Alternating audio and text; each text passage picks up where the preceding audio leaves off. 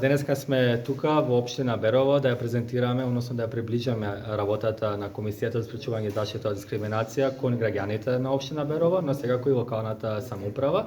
Целта е да размениме искуства за тоа како Комисијата постапува, како се понесуваат представки, но исто така и да чуеме и какви проблеми има тука граѓаните кога станува збор за дискриминација, односно нееднакво постапување. Во генерално гледано, идејата е да зголемиме свеста на работата на Комисијата, бидејќи во овој реон, односно делче во Берово и слично, Комисијата прима многу малку представки од страна на граѓаните, ако направиме споредба со некои други градови од централниот дел, така да идејата исто така да покажеме дека постои Комисијата, работи, да ја покажеме нашите позитивни резултати од нашата работа и како граѓаните може да имаат бенефит од Комисијата за спречување и заштита од дискриминација. Овие сесии годат во повеќе градови.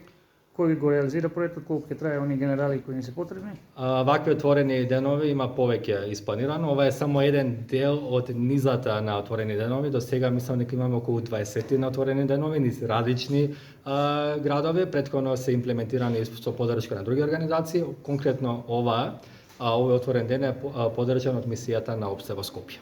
И за крај што очекувате како финално после завршувањето на тие серија обуки?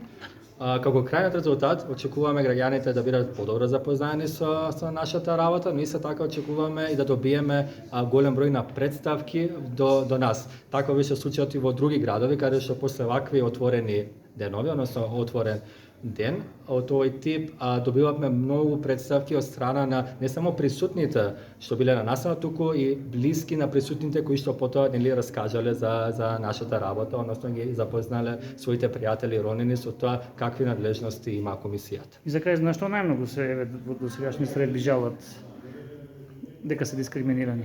Во овој регион највеќе во работат во областа на работата и работните односи, но бидејќи овај хипотетички земјоделски регион, по наше мислење, Собранието на Република Северна Македонија иницираше измени на Закон за здравствено осигурување, каде што на жени земјоделки ќе им се овозможи платено породилно отсуство, но и платени други бенефиции во основа на здравствена состојба, така да и бенефит би имале тука жените земјоделки кои што живеат во овој регион, конкретно за таа работа. Благодарам.